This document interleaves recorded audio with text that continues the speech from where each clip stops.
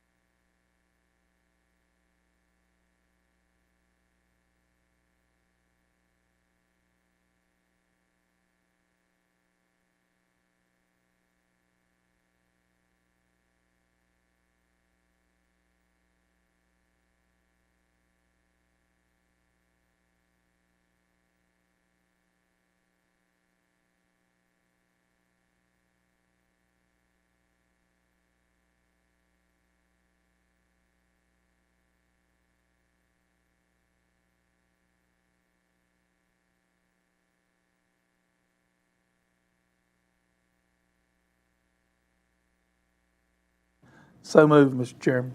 All right, have a motion. Do I have a second? Second. All right. Is there any discussion? I'll start the vote with Mr. Early, Yes. Mr. Collins. Yes. Mr. Hill. Yes. Mr. McCraw, Yes. Mr. Dixon, Yes. and I vote yes. At this time, I'd read the certification and ask each of you to certify.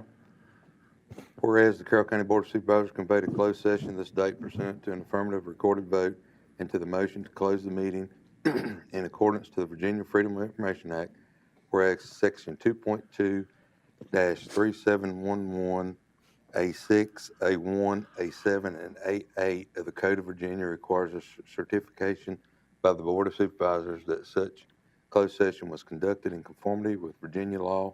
Now therefore be it resolved that the Carroll County Board of Supervisors hereby certifies that to the best of each member's knowledge, only public business matters lawfully exempt from open meeting requirements under the Virginia Freedom of Information Act were heard, discussed, or considered in the closed session to which this certification applies, and only such business matters as were identified in the motion by which the closed session was conveyed were heard, discussed, or considered in the meeting of which this certification applies.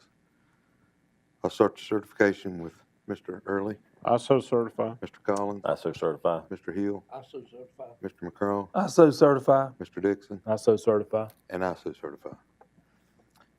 So, moving on to the agenda, I'd ask Mr. Collins if he'd lead us in invocation and pledge. Father, thank you for this opportunity to be here to deal with the business of the county. We pray that you give us leadership and guidance. In Jesus' name, amen. Amen. I pledge allegiance to the flag of the United States of America and to the republic for which it stands, one nation, under God, indivisible, with liberty and justice for all.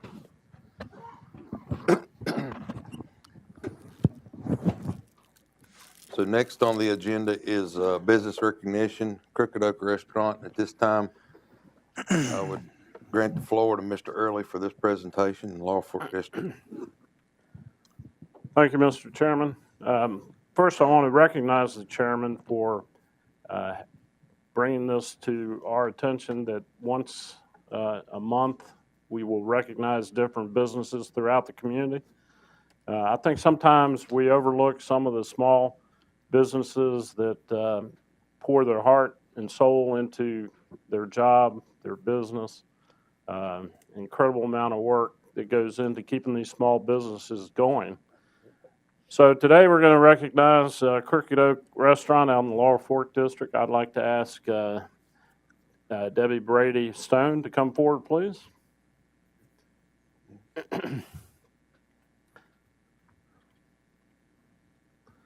Thank you, sir.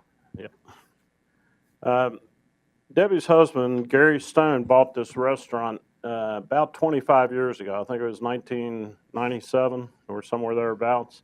So for the past 25 years, they have operated it within the Laurel Fork community.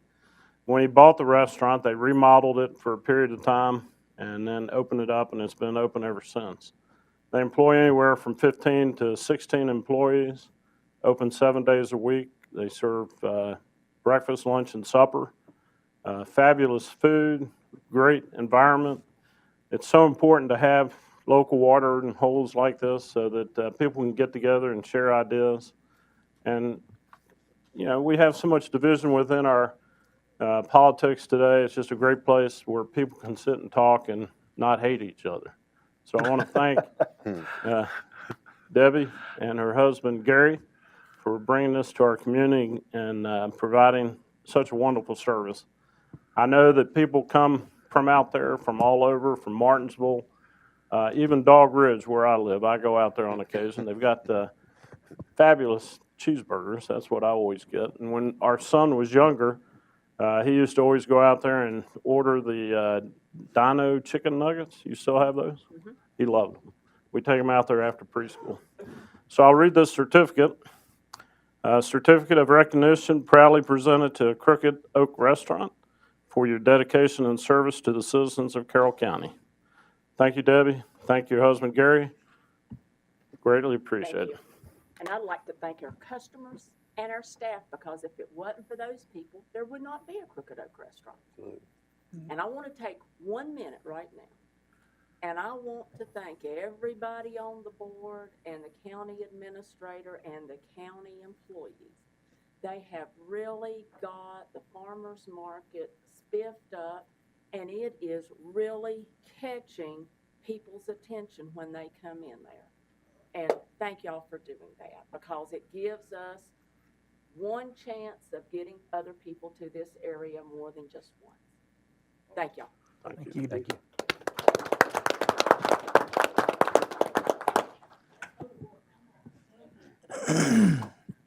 Just got to go to work. That's it. Yeah. Next month, Mr. Collins, if you would recognize business, get that information to Crystal, who you want to recognize. Moving on the agenda, Sheriff and SRO and Dr. Burnett are here for a discussion.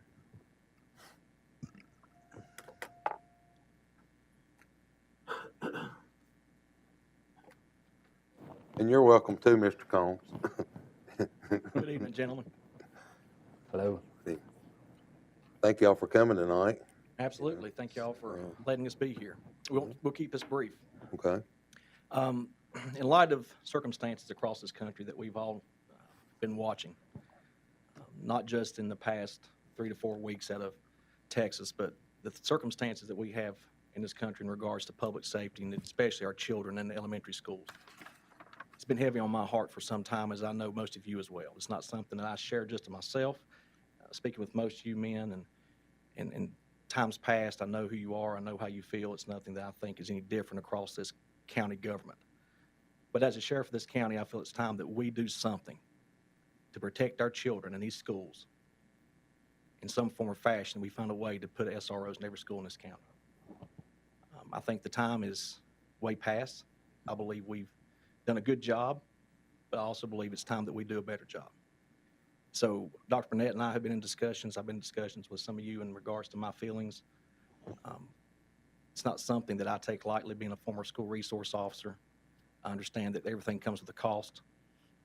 I never want to do anything to raise a cost on any type of taxpayer, but I have been in contact with several citizens in this county who have got a lot of concerns, as you as well have had contact, and they're willing to do whatever. They've told me, the ones I've spoken with, that they will do anything to try to make sure their children are safe. And I believe that is probably a general consensus of every citizen in this county. I don't know what the answer is in that regard, how to make it happen. But I, for one, feel like as a sheriff, my responsibility, I know is my responsibility to protect these citizens to the best of my ability. And that comes with protecting their children every day when they go to school. That's my feeling. It's my heart's desire. I do know that I would need 6 to fully staff the rest of the remaining schools in this county. They're all elementary. We do have one in Carroll County High School with a total of, I believe, Dr. Met may have to correct me on this, somewhere around 1,100 students in it with one SRO. Have one school resource officer at Carroll County Middle School, somewhere around the 600 to 700 population, I believe, Dr. Burnett? About 800. I have one at Hillsville Elementary, I believe somewhere around the 400 to 500. And I have one at St. Paul. Those 4 have done a phenomenal job. But I do know in other areas, one in particular, I talked to one sheriff today in another county, Dickinson County. He has 3 SROs in his high school with a population of 1,200 students. Mine's doing almost the exact same with 1. And we have 2 buildings with students now in those buildings.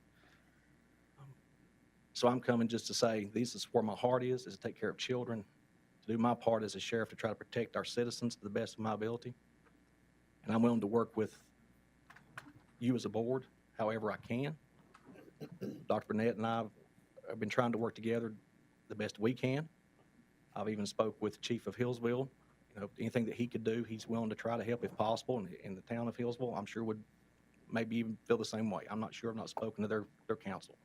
But I believe as a community, it's time that we try to do our best to protect our children. Dr. Burnett? The 4 resource officers we got are wonderful. You couldn't find four better people, four better fits. And not just everybody can be a resource officer. They go through training every year, on how to conflict resolution and how to calm situations down. And we couldn't ask for a better group of guys than what we've got. We also have 3 part-time school security officers. We have Charlie Delp, who's split between Glayville and Laurel, Kelly Williams, who's split between Fancy Gap and Oakland, and Larry Hall, who's split between the Alternative Ed Center and Gladesboro. So we've got 3 part-time school security officers, and they're all retired law enforcement. The only problem with having the school security officers is you can't find anybody to apply for the jobs because, like most jobs, people retire, they want to retire. And we want somebody with prior law enforcement experience there. We've had those guys that came in and were like I think you call them mall cop or whatever you want to call them, and it's not a fit. It needs to be somebody that's got previous law enforcement experience. But the ones we've got now, we've had really good luck with. They're a great resource. And of course, you probably can imagine I've received several phone calls in the past several weeks about full-time resource officers. And, it is needed. I know we have some small schools, but those children aren't any less important than the kids in the big schools. They're our kids too, and we want to protect them. It's sad that times have came to that. It's just, as you say, you can't stop crazy. But any consideration that you all can give us would be great. Does the board have any questions? Have you talked about what it would cost, Kevin, to put those 6? Now, you said 6, but if you added a second one at Carroll County, you'd need 7, correct? That'd be correct. And unless we would utilize an SSO there in that place to help with some of the extra work. Dr. Burnett and I could probably work out something in regards to if we put one in every elementary school, he may could move an SSO there. We could try to work things around. If you were to add that, and we didn't include the Ray, that's not including the Regional Alternative Education Center, which, they have students there from Gay Lake City schools. So it's not just all Carroll County students from this county per se. Any consideration y'all give, what we would do with those SSOs, we would assign them to one school instead of splitting them between 2. And like you said, they're part-time. They got so many hours they can work, and once they run out, they're not available. How many hours do they work a week? They work, I think, 30, Around they 30. They're on VRS, so they got to fall into that Right. 80% thing. So, and of course, they don't have arrest powers. They are armed. My agency does take them. I got firearms instructors through DCJS that takes them to the firing range every year and qualifies them to carry a firearm, which the school takes care of purchasing those firearms. But they are prior law enforcement, so they already have that experience. But in regards to law enforcement action, they are not sworn deputies. They do not have arrest powers. So that's something that I do not oversee. Do the SROs just work during the school year, or do they work year-round? They work year-round.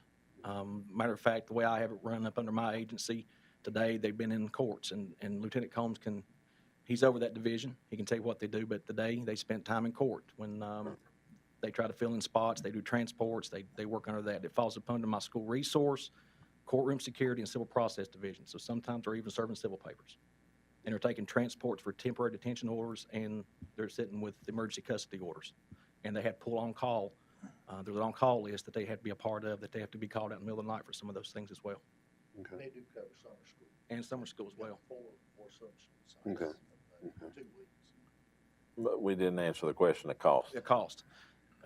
What it would cost is the fact that it would be new positions being created for me to hire new deputies. My understanding is July 1, it would create a new law that a school resource officer must have 3 years of current experience to be an SRO. It's a specialized field. So I could not just hire a new deputy and put them in that. So I would have to pull from inside my agency. That would create new positions. I would have to fill those slots in which they're at. So you're looking at the new rate that I'm understanding if passed by the state budget would be a minimum $42,000 as a starting salary for new deputy sheriffs. If my information's right, and Mike maybe could add to that. I'm not sure if that's finalized through the governor yet. I'm not got anything across my desk, but I understand that's coming. So 42,000 times 6 plus their state benefits, county benefits, and then you got to look at cars. This is new positions. I would have to have vehicles. That's going to come to a cost as well. New vehicle cost right now somewhere around $35,000 fully fitted for law enforcement. But as we know, the cost for vehicles right now and the cost for equipment and manpower all is going up, so that could fluctuate. You're looking at equipment, vests are about $1,000 a piece to put on a ballistic vest. Firearms, somewhere between $450, $500 per sidearm, plus a rifle, patrol rifle, another $600, $700, $800.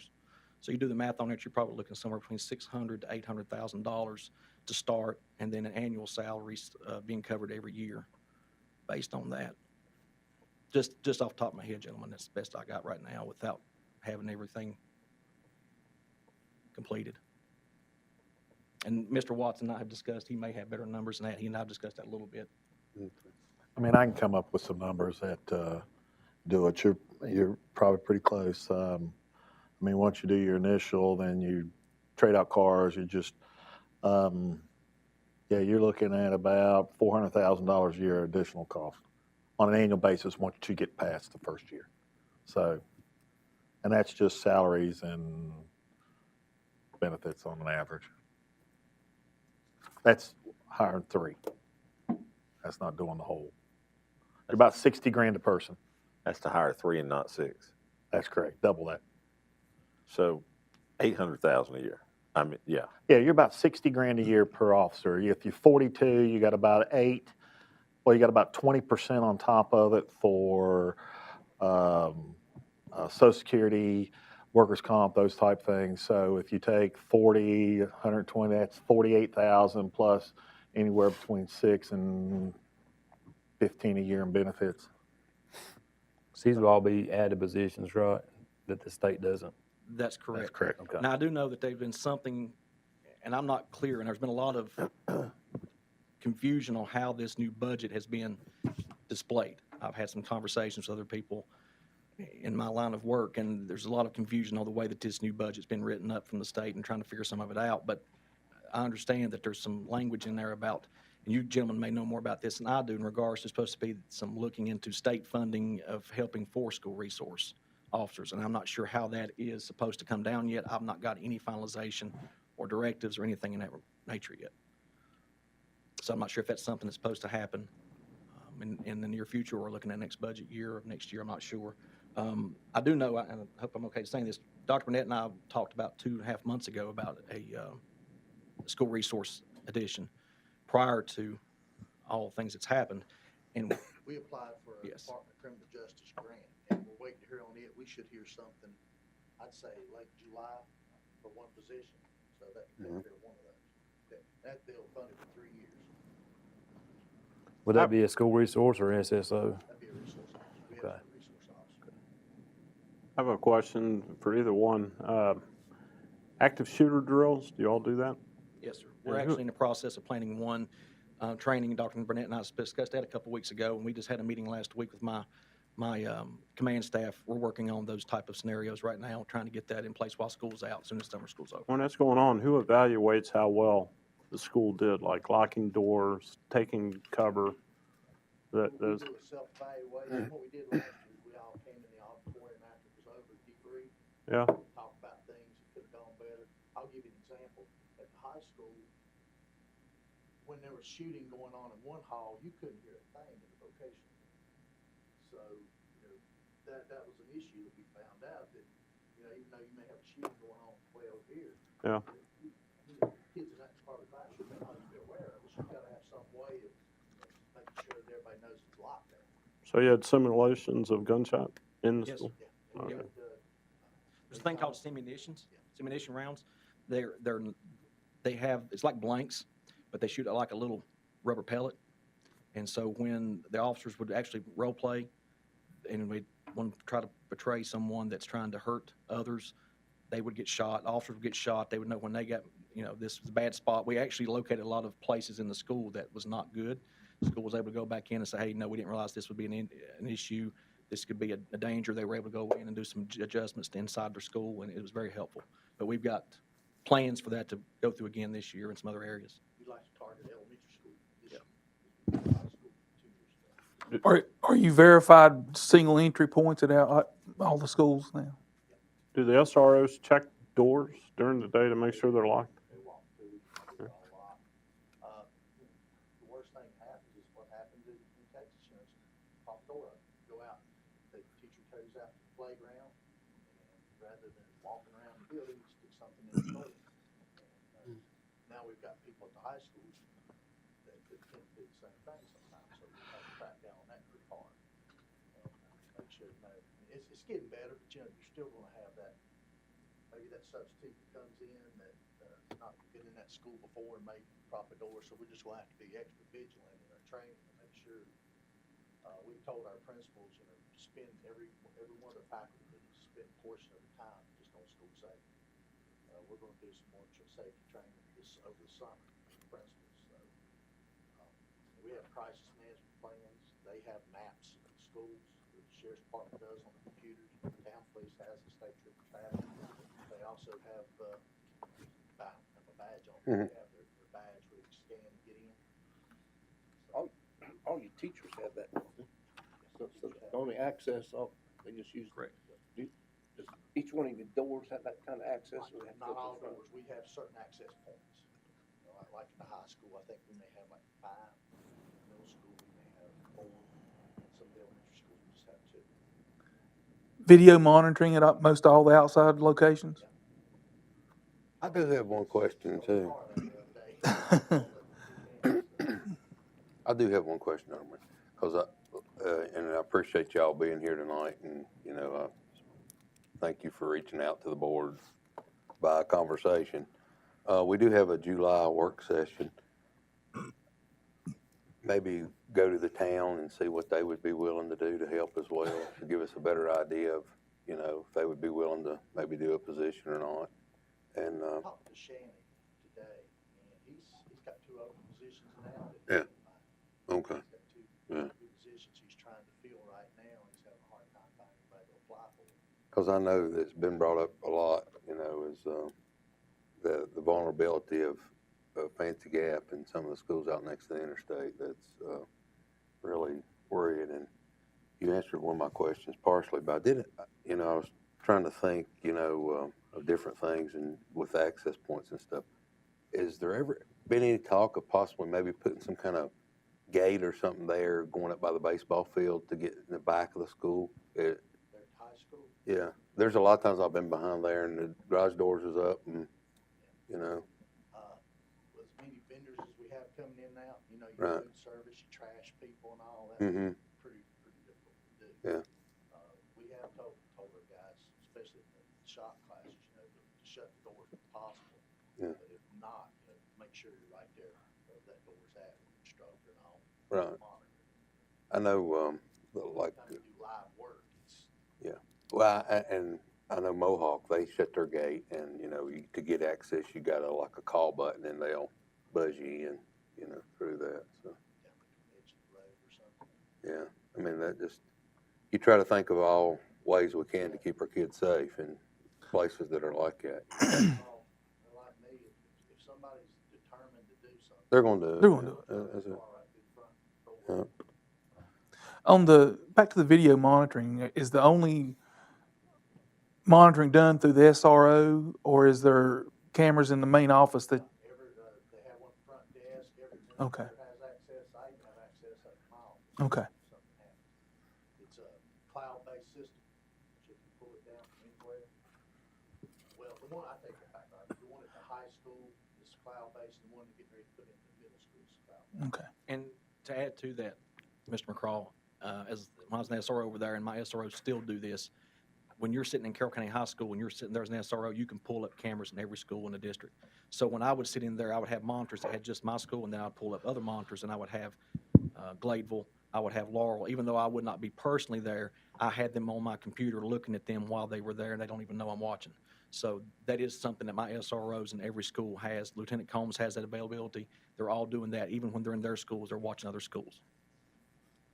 You know, also, if you buy, guys been by the high school and the other school, we have that assignment system, or that Raptor system. You have to run the driver's license through, and verify that you're not a sex offender, criminal, or anything. And how that works, when I was there, when they implemented that, it would go to my cell phone. If I was anywhere in the building and it done anything, it was connects to my cell phone, I would be in the back of the school. It would automatically send me a text. This person has now been in the front of the building. This is what it is, and I would automatically just go straight there. They didn't have to try to find me. I got the alert right then on my phone. That's how it works with my SROs now. We've been very fortunate. Yeah, we do that safety grant every year. We've been lucky to get it. Buy equipment, get everything upgraded, new radios, cameras and all. So we've been very fortunate with that. That's through the Department of We toured the high school, I don't know, a couple months ago, Tracy and I, and probably one or two others from the board. Greg Boland had a good idea. He covered his windows, because somebody could shoot through a window. They're not bulletproof. He's on the ground floor. You ever thought about doing that? Depends on which building I guess you're in. We checked the prices of getting that film. The bullet, it's not bulletproof, it's bullet resistant film. And we were gonna do the front of the glass fix out there with that. Stuff's astronomical price of it.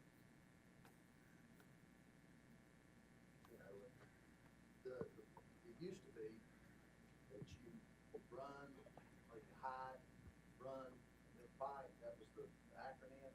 That's kind of changed now. You run, hide, fight. And you try to get away from it. You can't. Now we've had to kind of train to change the mindset of our teachers. Get out of building if possible too. Is this year this the earliest we've gotten out, is it not? I think that's a better thing with the way things happen. We were already out of school. Yes, sir. Which you get, I guess, people copycat stuff. That's. We had the remote days that the Yeah. state gave us. They gave us 10 days, so we were able to use those. Had to make up things. Got well for us. So if something could be worked out, how long is it going to take you to get officers in every school? Because you've got to hire people and train them and. Yes, sir. That's the next obstacle that I would have to face. Hiring, finding qualified applicants, and just as he stated on behalf of Chief Goad, he's got 2 open slots he's not been able to fill. I am blessed the fact I do not have no open law enforcement positions at this time. I do have 2 graduating the academy Thursday, but I have been shorthanded 2 ever since last year, a whole year. Time I got the hiring process, new academy didn't start till January, then you got 6 months in.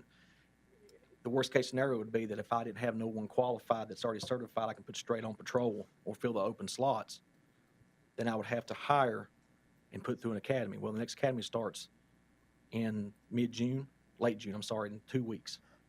So I wouldn't get them in until January. Well, then you're looking at this time next year before they graduate and then getting into the next. So that is the process.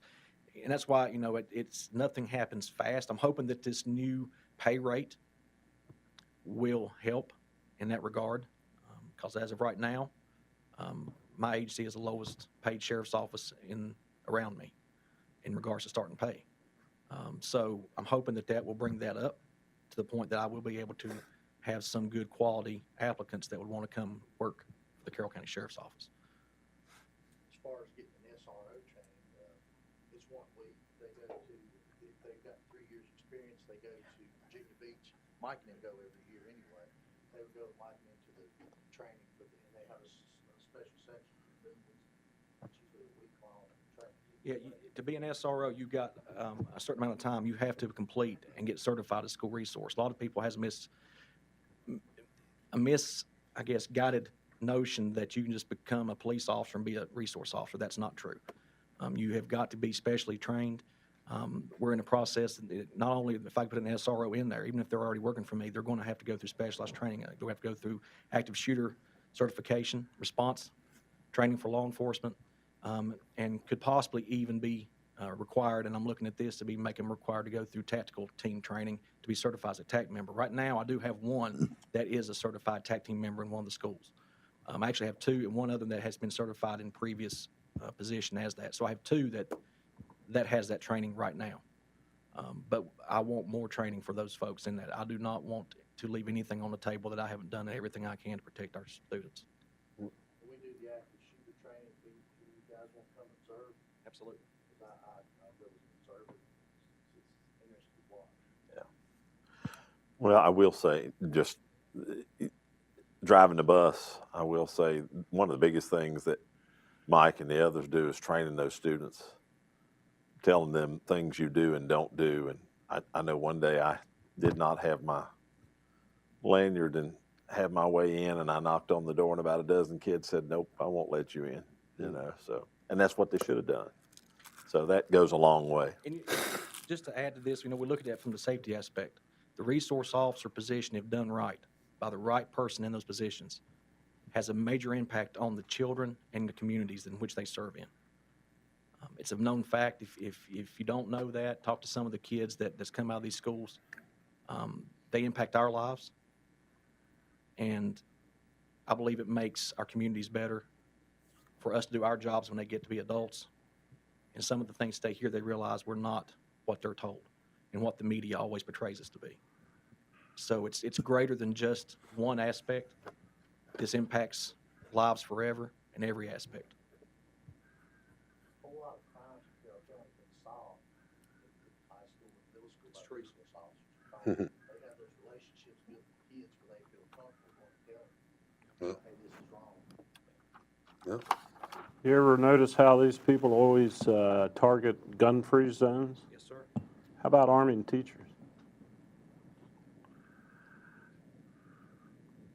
I won't comment on that. I've got, Well, it takes a gun to stop a bad guy with a gun. yeah, it does, but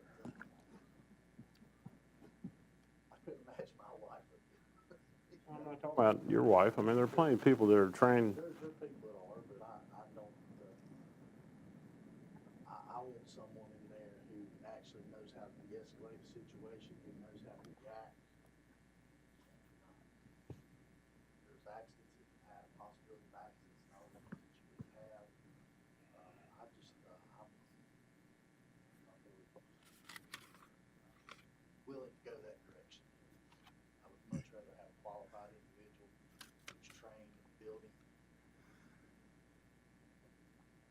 How do you de-escalate someone shooting at you? That's right.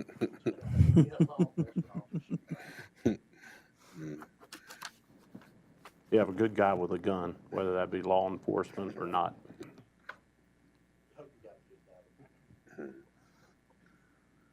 Are there any other questions? Well, thank you, guys, and like I say, we're gonna work on some stuff in July's meeting. We're gonna set a date for a work session, and maybe y'all come to it, or at least have some information that we would request before then. And you said it'd probably be the end of July before we found out anything from state budget. Usually towards the end of July. Okay, all right, We usually find out and they end up having to go the very next week to train. okay, all right. Thank you, gentlemen. Thank you, gentlemen, for your Thank time. you. Thank you all.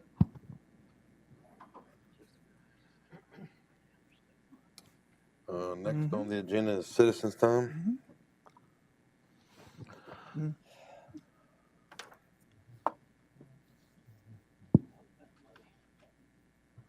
All right, Jacob?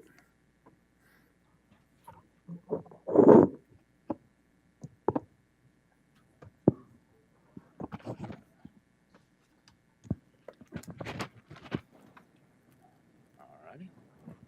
Evening, members of the board. I'd like to bring up a concern that's been affecting a lot of people around here, and that's ticks. My cousin's been bitten by ticks and got limes. My nieces, nephews, they've been bitten by ticks, got limes. Grandparents, parents, about everybody I know has been bitten by a tick and gotten limes at one point in time. Ticks been breaking worldwide records for population increase. I know that in 2021, they broke records about 20%. And from what I've been reading, they've been breaking even more records this year. I'd just like to bring up the awareness of ticks. Around here, the disease they spread is limes. They've been spreading a wasting disease to the deers. I've been hearing things about another disease they've been picking up that makes people allergic to meat. Just like to bring that up to your attention.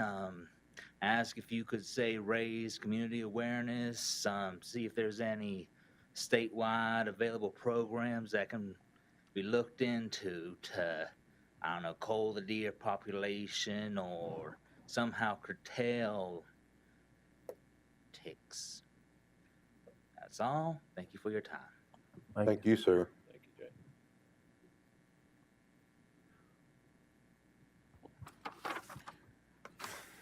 Jay. Okay, at this time, I'll entertain a motion to approve the minutes. We can do May 2nd, May 9th, and May 18th motion, or we can break them down, whichever board so desires. Mr. Chairman, Yes. there's an error on the May 9th minutes. that Okay. Needs to be corrected before it's approved. Okay. You want me to bring that up now?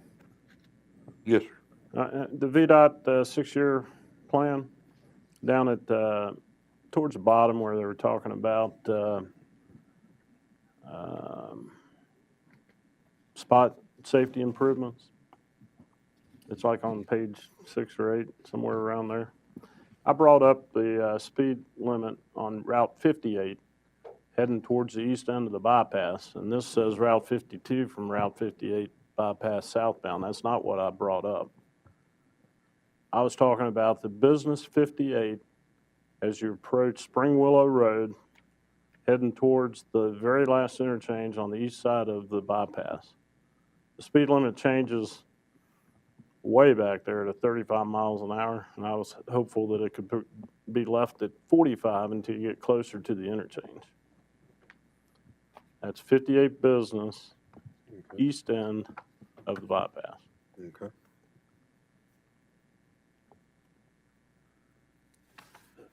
So I'll entertain a motion to approve the minutes with this change that Mr. Early. I'll make that motion. All right, I have a motion to have a second. Is that for May 2nd, 9th, and 18th with your correction, correct? Yes, Okay. I entertain a motion to approve the minutes for these dates with the correction. with the corrections. I have a motion. Do I have a second? All right. Are there any discussion? All right. Hearing none, I'll start the voting with Mr. Dixon, Yes. Mr. McCraw, Yes. Mr. Hill, Yes. Mr. Early, Yes. Mr. Collins. Yes. And I vote yes. All right, I'll entertain a motion to approve the payment of invoices. I make that motion, Mr. Chairman. All right, I have a motion. Do I have a second? Second. All right, have a motion and a second. Are there any discussion? Hearing none, I'll start the voting with Mr. Collins, Yes. Mr. Hill, Yes. Mr. Dixon, Yes. Mr. Early, Yes. Mr. McCraw, Yes. and I vote yes.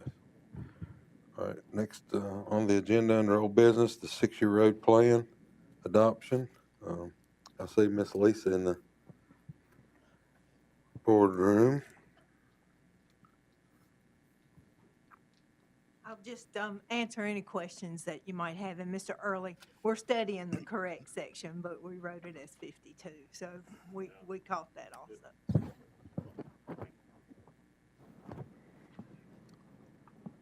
Does anybody have any questions for Ms. Hughes? I heard through the grapevine you was getting ready to retire on us. Is anything to that? I never heard that. Okay. Well. We'll see. I have a question, Mr. Chair. As I was looking at the different ones that were listed on there, of course, they're listed, I assume they're listed in order of what you recommend. Mm-hmm. For those that are down on the bottom, let's say the last 5, at what point do we tell those people it's never going to happen? Well, it may, but it eventually, and let me explain something just a little bit. A lot of times people get confused with the traffic counts and what that means, and you all get about 500,000 roughly, give or take, a year, and we can only put projects on a 6-year plan that we can fund in those out years, and that's 6 years, and you've got unpaved road funds, and you've got this thing called telefee. There's about $80,000 in telefee. The rest of it's unpaved road funds. Now, any road can be a rural rustic, but you can only use those unpaved road funds on roads that have a count 50 and above. That's code. And you can put roads with a traffic count of 20 if you'd like. It just takes a long time to accumulate enough funding from that tele fee to be able to build them in a timely manner. Does that make sense? It does, and I don't have the list in front of me. Was there a road count that we had listed that was less than 50? Several. Several. Yes. And that's what I did in I'm the, assuming those are on the bottom. yes. And that's what I did in the recommended draft, and that's just our recommendations of those higher count roads and what we felt we could reasonably fund within those 6 years. Is there a protocol on, like, when the roadside mowing is done on those roads that have less count on them as well? Are they not? And I'll tell you why I asked. One of the folks who approached me about getting their road on that plan had the frustration that it seems like their grass is never mowed. It gets very tall and it's hard, and the road's more narrow, and with the taller grass, it's harder to see. And I'll give you, for instance, one of those that's on there, it's Lakeview. It's on the bottom of the list, down off Paul's Creek. I noticed today when I was out there that everything around it's been mowed, but that road has not been mowed, and it's up taller, and it is harder to navigate through. I'm just wondering why it would be left out. And it shouldn't have been left out. Of course, we do our primary roads first, and then we'll go to the higher volume secondary roads, and then we'll peel off to the gravel and the dead ends. But they all get mowed. But we may have just missed that one this time. But I'll follow up. Thank you. I do have a question, and you were very helpful with some of my questions after our last discussion on road counts. And I noticed that some of these road counts are from 2010, and they're the ones that showed 20 cars. Mm-hmm. Can we not get something a little more recent than that? That's the most recent we have, and they're done on some kind of like a random cycle.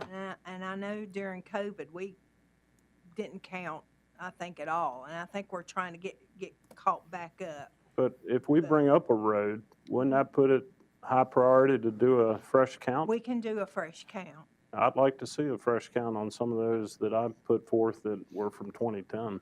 Yes, we can't do them all, can't do a wholesale recount, but if y'all have got roads that you think people have built on and it may have changed, I'd be glad to get you an updated count. And I've got a counter I can use, actually. Okay. Because some of these dead-end roads, there's 5 or 6 houses on them. I don't see how they get 50 vehicles a day unless they're driving back and forth across the strip. But if you would let me know, and we can have that for next year if you'd like, I'll get you updated counts on anything. And a general question, I was noticing most of my roads were at the very bottom of the list in red, and some of them said jurisdictional impact. What does that mean? Oh, it means they're probably going to be a little bit more expensive because they got live water on them, and it takes us sometimes a while to get permits, and we try to note that when we review them. If they're all dry pipes, they're a lot easier, a lot least cost involved, than if they got creeks or streams.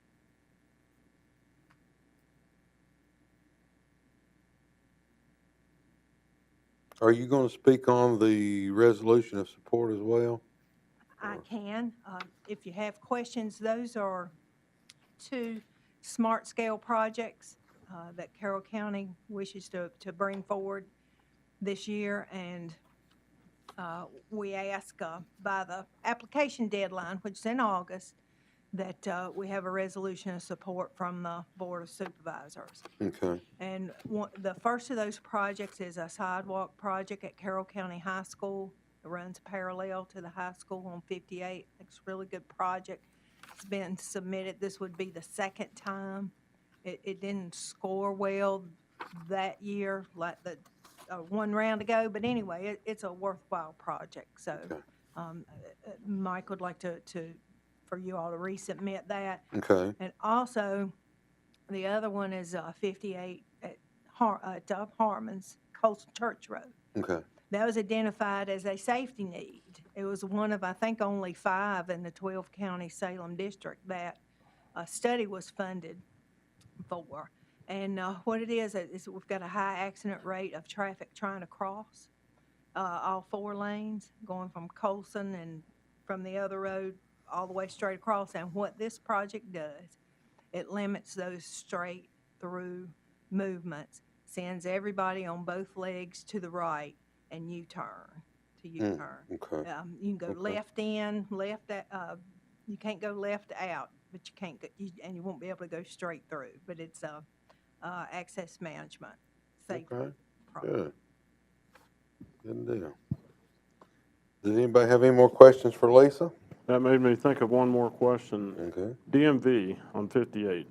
People always have to drive past, do a U-turn. Seems to me that would be a safety hazard. Has there ever been looked at to put a lane in where you can turn across the other traffic instead of having? Turn lane. Yeah, at DMV. If you're heading westbound and you want to go to DMV, you got to go past it a quarter mile and do a U-turn.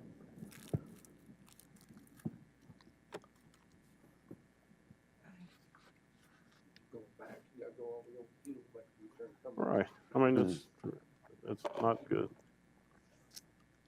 And just one more thing. You all had asked about some other things during the public hearing, and we're looking at all those, and I can get back to Mike.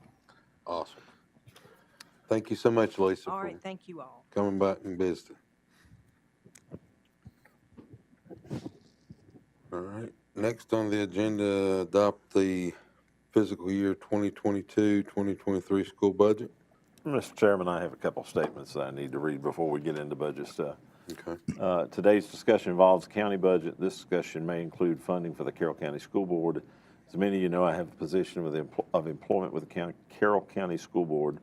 With regard to the proposed funding of the school board, the proposed funding would affect the entire school system generally and not myself individually.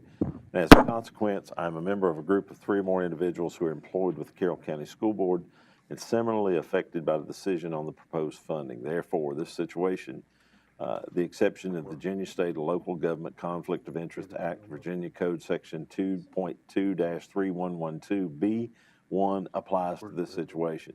In compliance with that section, I hereby declare that I'm able to participate in this discussion and voting on this topic fairly, objectively, and in the public interest. And then as another one, as you may be aware, I serve as an unpaid volunteer position with the Carroll County Sheriff's Office because I receive no compensation from the Sheriff's Office.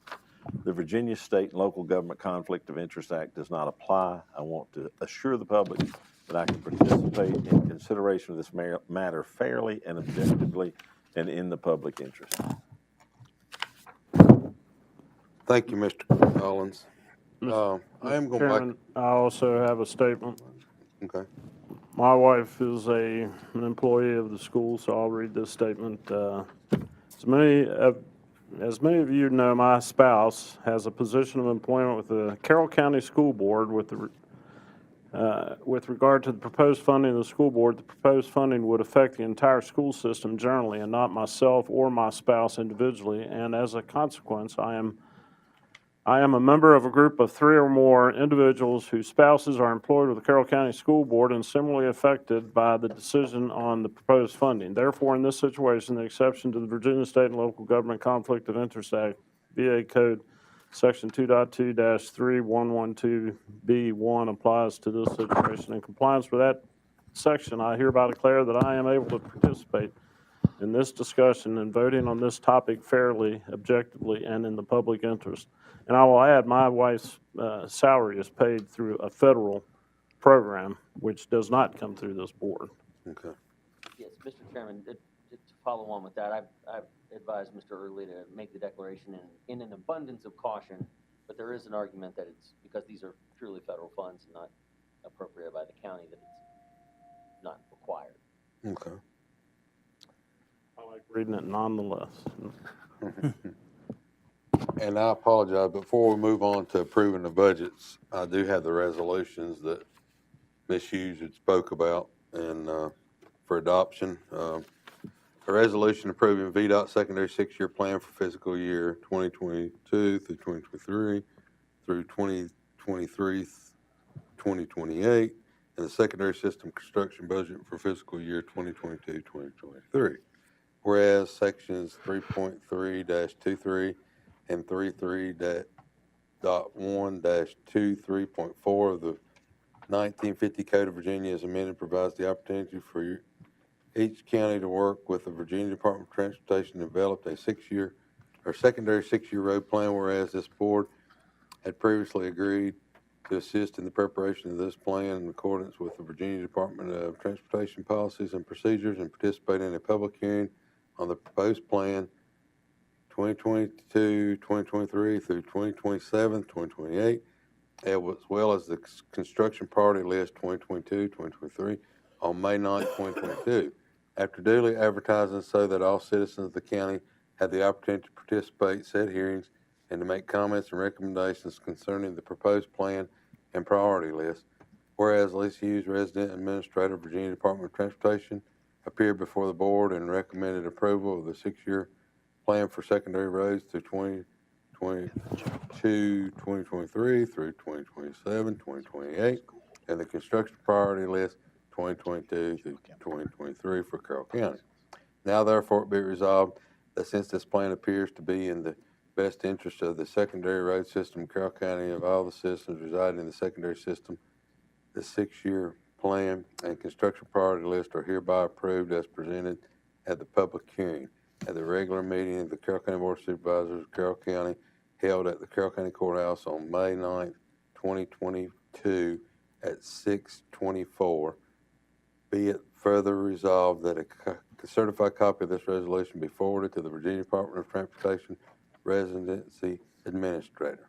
I'll entertain a motion to approve that resolution. So moved. All right, have a second? Second. Any discussion? Could you read it again? No, I'm good. You just going to have to vote yes or no or abstain. We've got another one. So I have a motion to have a second. Yeah, I have a second. Are there any other further discussion? All right, I'll start the voting with Mr. Early, Yes. Mr. Collins, Yes. Mr. Hill, Yes. Mr. McCall, Yes. Mr. Dixon, Yes. and I vote yes.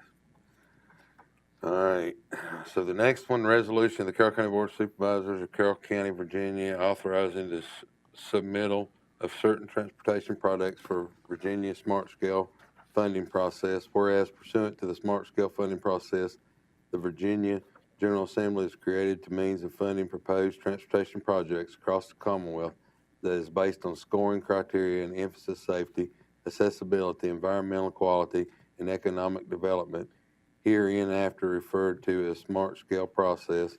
And whereas Carroll County desires to submit local transportation projects for potential funding under the Smart Scale process, and whereas the Carroll County Board of Supervisors supports the submittal of the following local transportation project for potential funding under the Smart Scale process.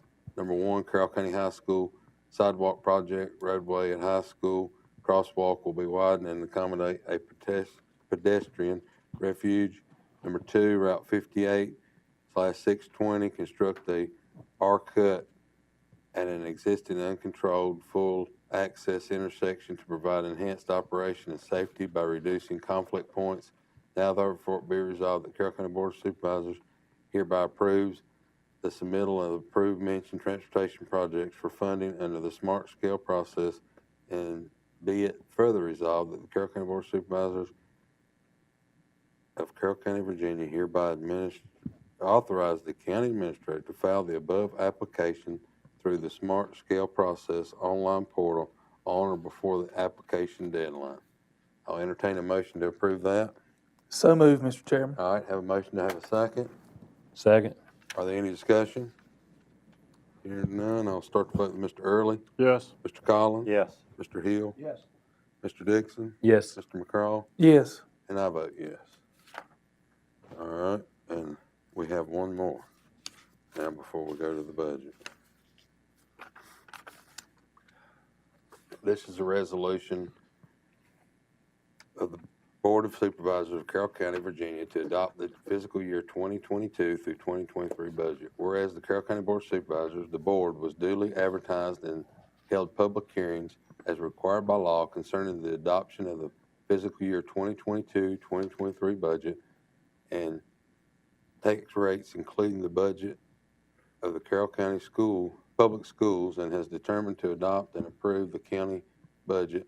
Now therefore be resolved by the Board of Supervisors of the County of Carroll, Virginia, that the overall county budget, including the public school budget, is hereby adopted and approved in accordance with the attached exhibit. This resolution is effectively immediately adopted by the Carroll County Board of Supervisors on June 13th, 2022. And before I think we need to do that, we probably need to adopt the budget. That's correct, Mr. Chairman. I think Yeah. once you've figured once you've attached the exhibits and they're finally approved. And then we'll do the resolution. Okay. So I'll entertain a motion to approve fiscal year 2022-2023 school budget. So moved. All right, have a motion to have a second. Second. All right, are there any discussion? Hearing none, I'll start the voting with Mr. Dixon, Yes. Mr. Hill, Yes. Mr. McCraw, Yes. Mr. Early, Yes. Mr. Collins, Yes. and I vote yes. I'll entertain a motion to adopt the 2022-2023 county budget. I so move. All right, have a motion to have a second. Second. All right. Are there any discussion? Hearing none, I'll start the vote with Mr. Early, Yes. Mr. Collins, Yes. Mr. Hill, Yes. Mr. McCraw, Yes. Mr. Dixon, Yes. and I vote yes. And now I'll entertain a motion to approve the ordinance that I read on the budget. I'll make a motion that we approve the resolution that you read. All right. Do I have a second? Second. All right. Are there any discussion? All right. Hearing none, I'll start the voting with Mr. Hill, Yes. Mr. McCraw, Yes. Mr. Dixon, Yes. Mr. Collins, Yes. Mr. Early, Yes. and I vote yes. All right. Next is committee appointments. Make a motion to table that next meeting. Okay. Have a motion that we table it to the July meeting. Second. All right. Are there any discussion? All right. Hearing none, I'll start the vote with Mr. Early, Yes. Mr. Collins, Yes. Mr. Hill, Yes. Mr. McCraw, Yes. Mr. Dixon, Yes. and I vote yes. All right. Next is the fiscal year 23 quarterly budget appropriations. Mr. Chairman, one of the items this afternoon, we made a change from the previous one that was sent out last week. Was to the line item for the county fair, we appropriated the full amount. As were originally, it was just a quarter of this. That's just due to time. Okay. So I'll entertain a motion for these quarterly appropriations. I make that motion. All right. Have a motion to have a second. Second. All right. A motion and a second. Are there any discussion? Hearing none, I'll start the vote with Mr. Early, Yes. Mr. Hill, Yes. Mr. Collins, Yes. Mr. Dixon, Yes. Mr. McCraw, Yes. and I vote yes. Next, the year-end transfers, CIP. Mr. Chairman. Yes. If the board would so like, I'd ask Mr. Martin, our finance director, to go through these items and explain them so that the board fully understands the items that are on here, the year-end transfers of the CIP, along with the fuel subsidy, the other items that you have, all the way down through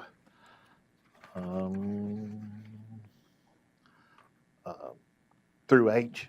That way you get a good understanding of the things that we've talked about in the past. Okay.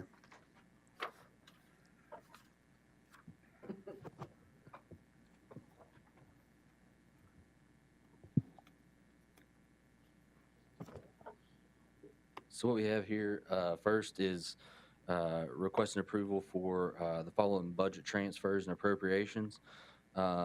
These will reclassify amounts that were we've ordered. There's a lot of supply chain issues.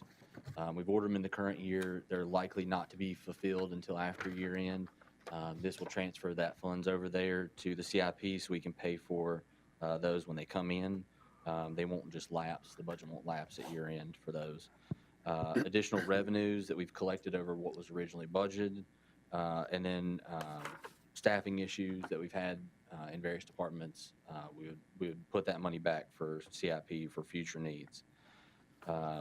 First, I've put the revenue section in. Penalty and interest and sales tax were all higher than we expected them to be. And I've listed out each of those dollar amounts, and that would go to the transfer to the CIP fund. And those projects would be whatever you all approve at a future date. The money would just be set aside in that specific fund for what you decide in the future.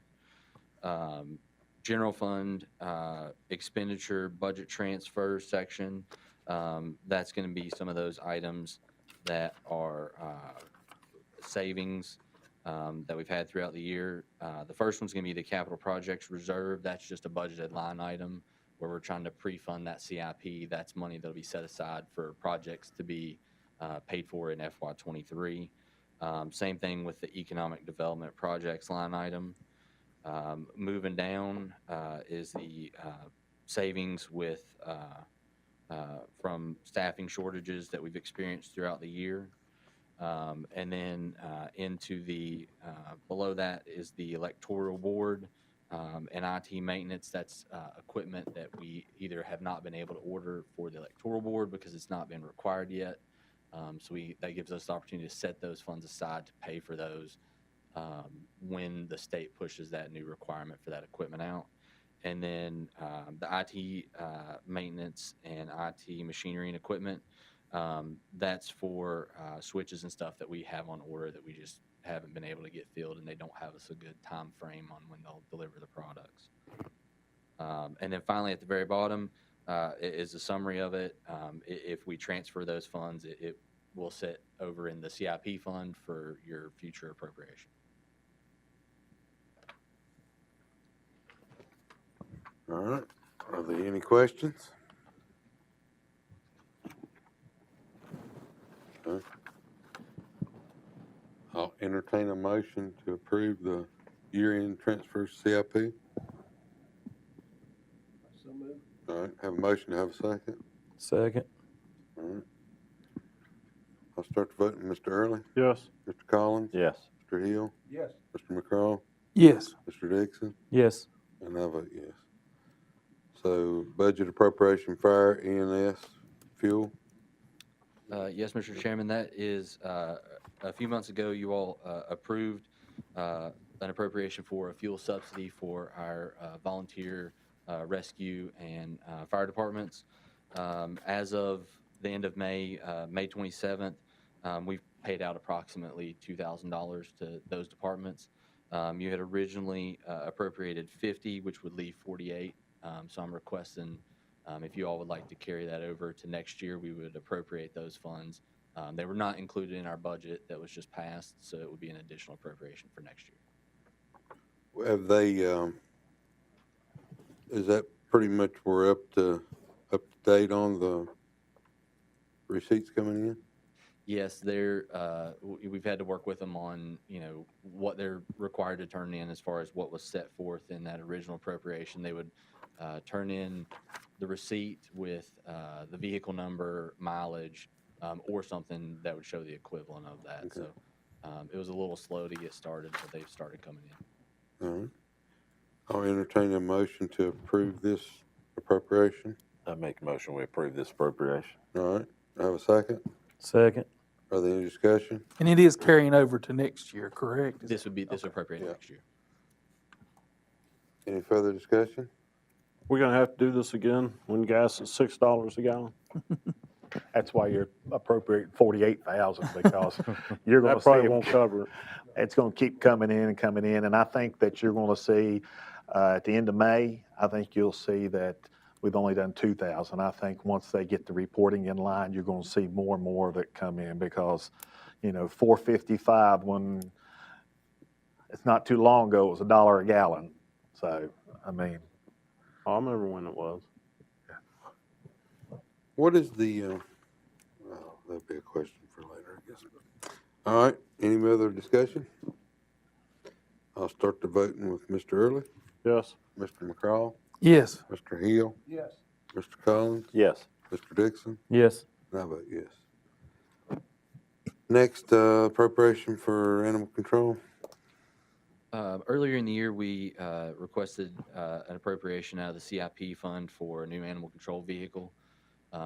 With that, we were able to, we had some other vehicles as well. So we shopped around, were able to find a contract that we could piggyback off of through the Sheriff's Association, which ended up being a better option for us than the state contract that came out later. We were able to get our order submitted on time back in October, and I've, with an anticipated date that we would receive the vehicle in April, and that's long since come and gone. I've reached out to the dealer multiple times, and it's he who has the state contract for Virginia, and they also have the Sheriff's Association contract as well. Every order through them for the state has not been, they have no orders that have been pulled. So it's not just us, it's every local government and even the state to some degree, I assume, is sitting there waiting on trucks to be pulled. So Ford hasn't even pulled the orders from them. So we have no anticipated time on when those vehicles will be completed. As part of getting the new vehicle, we ordered the new box to be done in the same time frame as when the truck will be completed. The vendor has completed the box, so we pay for the box, but we don't pay for installation and things like that. His current vehicle's in very bad shape. Ford's, that model Ford had a pretty bad instance. They call it the death wobble, where the front end gets out of line, and the only way to make it stop shaking is to stop the vehicle in the road wherever it happens. You hit a bridge or pothole, and it goes haywire. At the level of use that they're using the vehicle right now, it does pose a safety hazard. So I'm only requesting additional funding for that vehicle because the safety hazard. The other vehicles that we have on order, we still should keep on order. What we have, we can make do with now. That one does pose a safety hazard. So this would increase additional funding, which would give us the funds to buy a truck outside of state contract or the Sheriff's Association contract, just because we have no timeline whatsoever when it will be completed. And just to add to that, Justin has done his due diligence and searched all over the area trying to find a truck and just can't find it. And a good example of that is we've got a truck in the shop right now, actually for the PSA, that transmission's out of. It's 265,000 miles on it, but we need one. So we're trying to figure out if we want to spend $3,500 on a truck. It has 265,000 because we can't replace it. The smaller trucks are not even there. So we're having a difficult time buying anything on state contract. So that's the reason why we need to go ahead and buy this one, have the box installed and move forward. So it's going to cost us a little more, but it's one of those situations. And if you all drive down 77 going towards Charlotte, there's the Randy Marion who has the contracts in North Carolina. I stopped in there one weekend when we were down that way, and I mean they have 400 fleet trucks sitting on the lot. I'm like, great, well, we're good. We'll get one of these. Every one of them was sold to Asplin Tree Services or Dominion. So there's none that we can find locally, or even in a reasonable distance. What will happen to this truck here? Will it be sold, or what will be done with it if it's a safety hazard?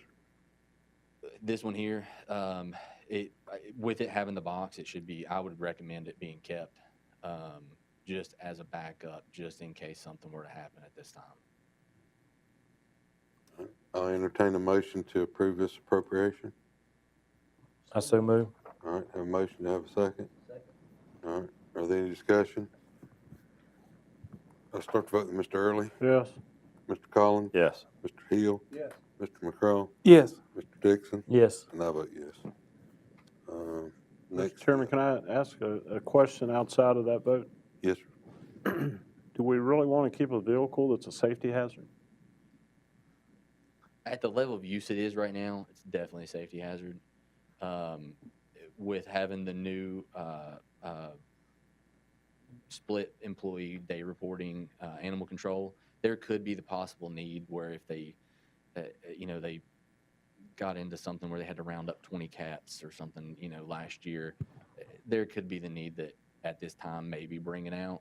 I would recommend keeping it and keeping the vehicle we have on order, keep it on order. It's liable to be another year or two before those things are finally built and delivered to us. And then that would give us the opportunity to transfer the bed over and then dispose of that vehicle.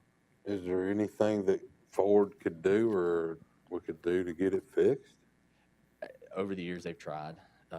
We've spent a significant amount of money. That was a budget line item that department's ran over on this year, was just trying, over the past 2 or 3 years, just trying to get it straightened out.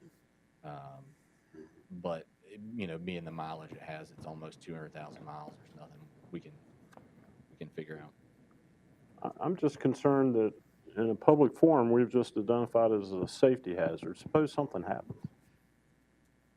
It is also written at the current level of use.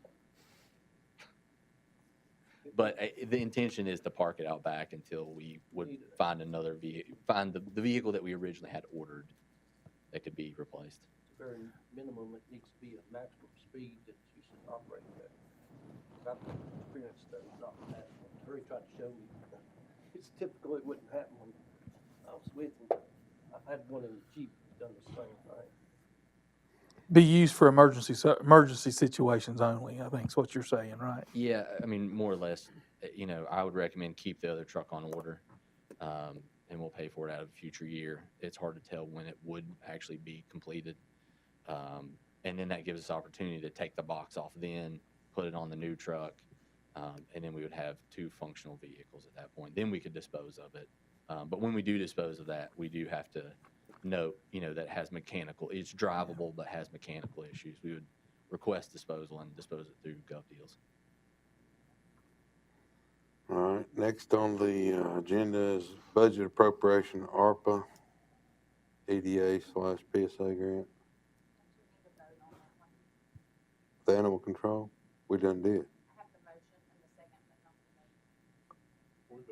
I thought we voted, yeah. Yeah. I brought that up after. Yeah. All right, so the budget appropriation, ARPA, EDA, PSA grant, you gonna speak on that, Mike? Yes, I can. Over the past, I'm gonna say 6 months, we've had this grant opportunity for Carroll County individuals that have water or sewer running by their property. The current cost to have to get water and sewer, to get the, losing my mind, Meter. Connections. there it goes, the connection. So our connection fee is $3,000. We have approximately, and I had that number written down,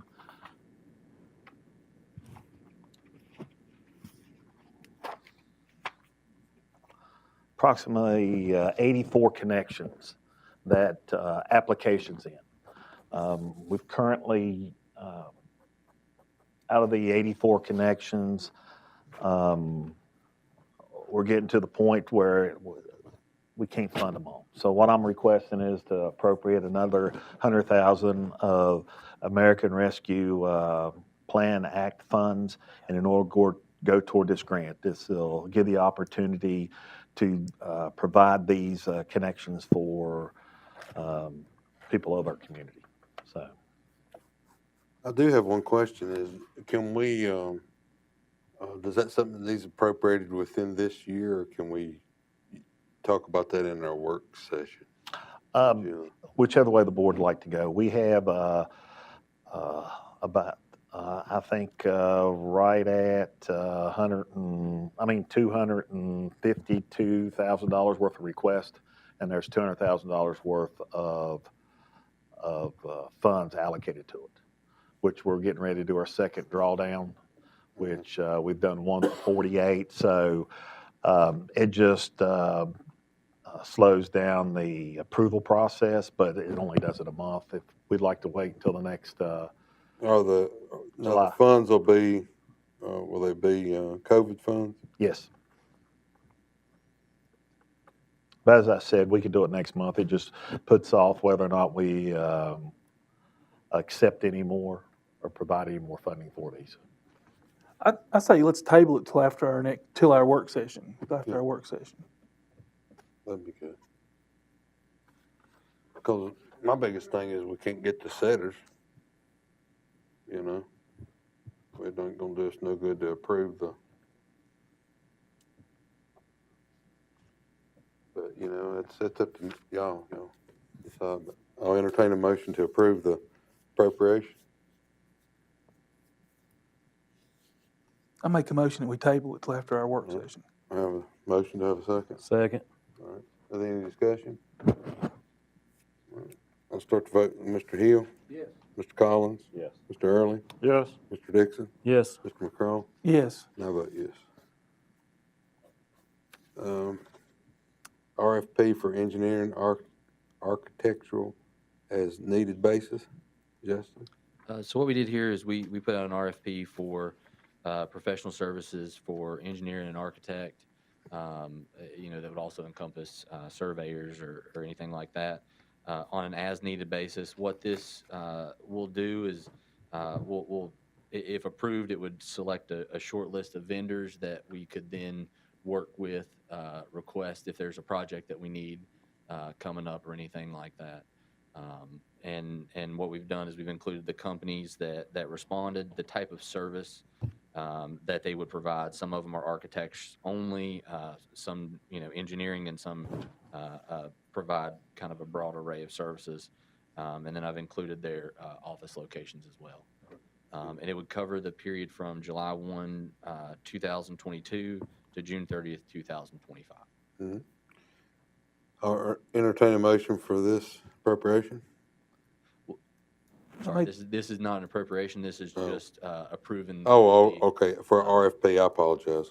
Yeah. I make a motion we approve the RFP. All right. Have a second? Second. All right.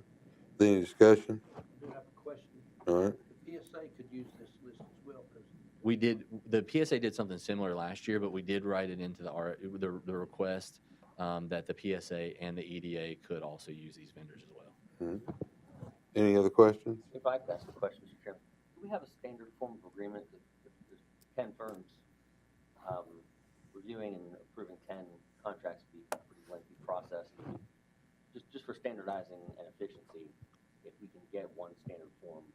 Yeah, at the time we had a plan to send a letter notifying them that they had been placed on a short list. Should work arise in the future that their skills would be suited to, we would work out a contract based upon that individual project. Okay. We can talk about that. There's a few standard form of agreements you just do a task order under each one. That might be the way to go, but we'll sort that. All right. I'll entertain I done got a motion and a second. Start the vote with Mr. Early. Yes. Mr. Collins. Mr. Hill. yes. Mr. McCraw. Yes. Mr. Dixon. Yes. And I vote yes. Next, the budget appropriation for school bus CIP. In a previous meeting, the board approved an appropriation for $300,000 for the school buses. What this will do is it will grant me authorization to transfer that money over to the CIP fund to where it can sit and carry over from a year. I don't believe those buses were going to be delivered before June 30th. So it'll set the money in the CIP fund, and then it appropriates the money out of the CIP fund instead of the general fund. And they were ordered, correct? I believe so. I'll entertain a motion to approve the appropriation. Make that motion. All right, have a motion to have a second. Second. All right. Any discussion? I'll start the vote with Mr. Dixon. Yes. Mr. McCraw. Yes. Mr. Collins. Yes. Mr. Hill. Yes. Mr. Early. Yes. And I vote yes. Next, budget transfer for school debt. So for this one, I'm requesting the approval of a budget transfer to cover the school debt board payment. This is related to the VPSA 2011 bond. This is not the one that we refunded. This is a separate one. It has a payment scale that changes over a period of time. In the prior year, the number that was provided from the school board was the previous number, not knowing that the number that was provided this year was 50,000 short because the payment changed. And so the school board has paid out the correct debt payment. Right now, it shows that there's an overage. What this will do is this will transfer money from the line item school funds in excess of RLE and move it down to the debt service payment. The reason it's a transfer and not an appropriation is last year the board had appropriated the $520,000 that the school and county had an issue on who was paying for the buses in the prior year. Those funds cover this. So I'll entertain a motion to approve this.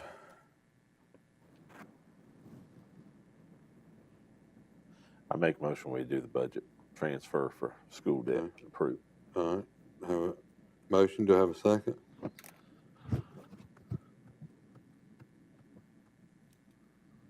I'll second. All right, motion and second, are there any discussion? Hearing none, I'll start the voting with Mr. McCraw, Yes. Mr. Hill, Yes. Mr. Collins, Yes. Mr. Early, Yes. Mr. Dixon, Yes. and I vote yes. Thank you, Justin. The Smart Scale resolution, we done passed that one. I correct? jumped ahead, I apologize. Okay, that's okay. Entertain a motion to approve the consent calendar as is presented. Mr. Chairman, Yes, sir. in my thorough review of that, I found a spelling error. Is that something we can take care of without making a motion? Scrivener's errors, things like that can be corrected without a formal motion. Okay. So I'll entertain a motion to approve the consent calendar with the one spelling error. And there may be more than one. I only found one. I make a motion, we approve the consent calendar. All right, have a motion, do I have a second? Second. All right. Motion second, any discussion? I'll start the voting with Mr. Dixon, Yes. Mr. Collins, Yes. Mr. Hill, Yes. Mr. Early, Yes. Mr. McCraw, Yes. and I vote yes. Next is to set a July work session date. The board has any days that they would like to possibly throw out there to meet? I was looking on the calendar earlier and,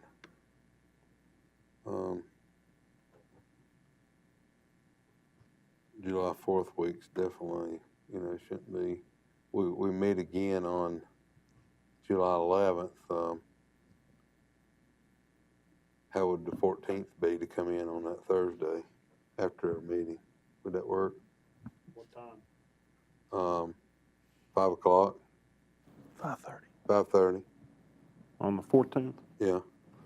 That's fine with me. Everybody else okay with that? I think the sooner the better, we don't want to leave it out there too long. Is that all right with you, Mr. Watson? Does that work for you? Okay.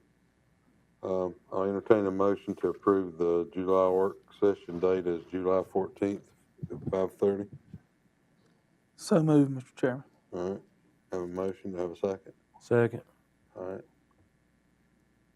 Any discussion? I'll start the vote with Mr. Early, Yes. Mr. Collins, Yes. Mr. Hill, Yes. Mr. McCraw, Yes. Mr. Dixon, Yes. and I vote yes.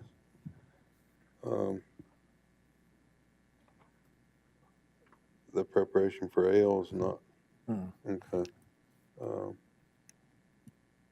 So next, board member comments, and I think we're gonna go back to executive session under what articles? Mr. Chairman, I believe we completed the discussion under A6 and A1. Okay. We did not complete A7 and A8, so All we're right. going back in for those same.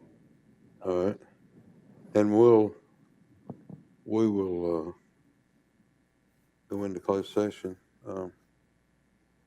I'll do whatever the board's pleasure is. Do you want to have board member comments now or when we come out of closed session? I'd rather wait. Okay, all right. We'll wait then. I'll entertain a motion to enter closed session under A7 and A8 as Mr. Durbin had read earlier. So moved, Mr. Chairman. All right, a motion to have a second. Second. All right, are there any discussion? I'll start the vote. Mr. Early? Yes. Mr. Collins? Yes. Mr. Hill? Yes. Mr. McCraw? Yes. Mr. Dixon? Yes. And I vote. We all get delirious.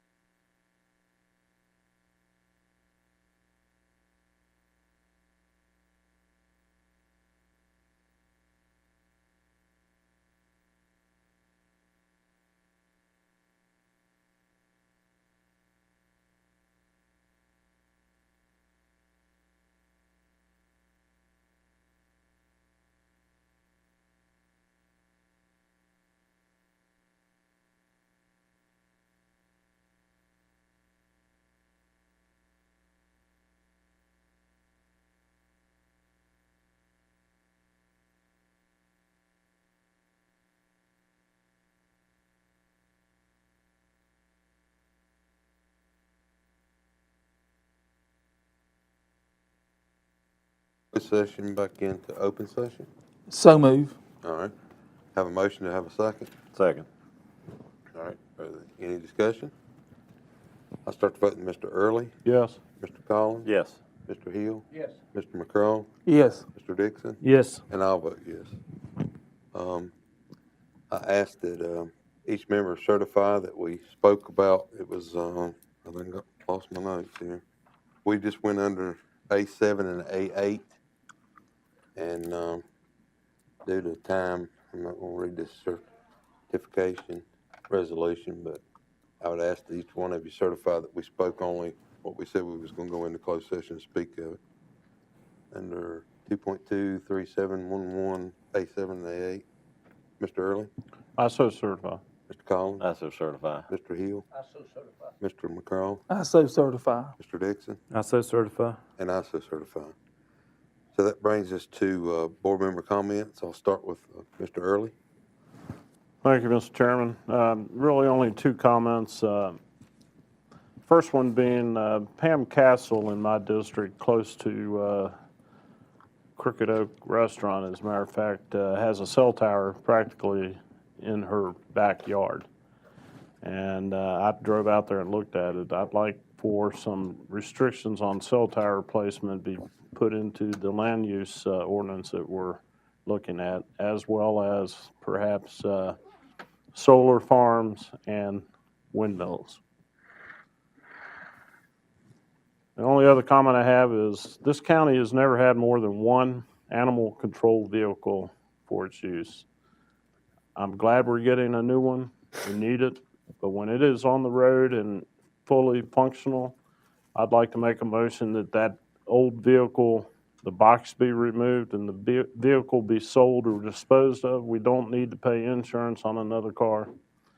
So that's my motion. When we have a fully operational new animal control vehicle, that other one will keep the box but get rid of the vehicle. Okay.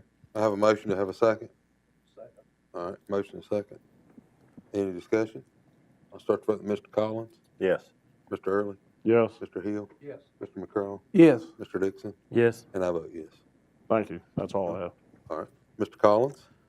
My comments, Mr. Chairman, we received an email from Commissioner of Revenue again today asking us to discuss the two recommendations she brought to us, one being lowering the tax rate on automobiles from $2.30 per 100 to $1.86 per 100. And the other one being the amounts of real estate exemption for the elderly and disabled. She asked that the limits be raised to $40,000 and net worth limitation be raised to $125,000. She notes in here that that she would like for us to make a decision so that we can have a public hearing set for July in order for her to get things done that she needs to get done to make this happen. Okay. On the classification. That one's specifically listed on the one for the real estate exemption for the elderly and disabled. I don't know that that pertains to both. So we'll add that to the July 11th meeting. Mr. Chairman, didn't we already approve something to that effect? We approved the classifications, did we not? We approved the classifications. We didn't change any tax rates. Well, I'm not talking about the bill. I'm talking about the elderly exemption. We didn't. We didn't approve that. Okay, on the elderly exemptions, we did not approve that. On the classification of House Bill 1239, I think is what it is, we're going to schedule a public hearing for the July, and then we can vote on it in July for the exemption. If this board wants to move forward with the raising the limits for the exemptions for the elderly, then it's just directing staff to go ahead and have that public hearing at the next meeting. Okay. And then the board to approve it. We'd have to have a public hearing to change that. Yes, you would. And the ordinance for separate classification of personal property is basically ready to go. So we can advertise for that for our July meeting. And then you'll have the ability to either just adopt it as a separate classification but hold off on making a decision on the rate, or you could make a decision on the rate at that time. So we can go ahead and set those for July, Yes. those public hearings, okay. Yes, sir. Well, do I need to make a motion to that effect, that we set those public hearings? I think it's just No. I don't think you have to vote as long as the majority of the board Yeah. agrees with moving forward. So we'll set those 2 public hearings. Okay. And that's all I have. All right. Mr. Hill? I don't have anything. All right. Mr. McCraw? Just thank staff for what they do and for all the work that they put forward to help us out. All right. Mr. Dixon? I don't have anything tonight. All right. Normally, in most cases, the chair usually don't make motions, but I will make a motion because we didn't do it during committee appointment time. I would like to make a motion to add Mr. Dixon to the Solid Waste Authority Board. If I could have a second for that. Second. All right. Any discussion? I'll start the voting. Mr. Early? Yes. Mr. Collins? Yes. Mr. Hill? Yes. Mr. McCrone? Yes. Mr. Dixon? Abstain? And I vote yes. Next, we got the, some of the results from the survey that we requested back in January and February for what the, citizens in the county most wanted, and, one of the top things was recreation, is, my understanding, so there's a couple things I would like to see if we could direct staff to, maybe put another survey out to see what the citizens would like to see improved or added for recreation opportunities. And secondly, I would like to see staff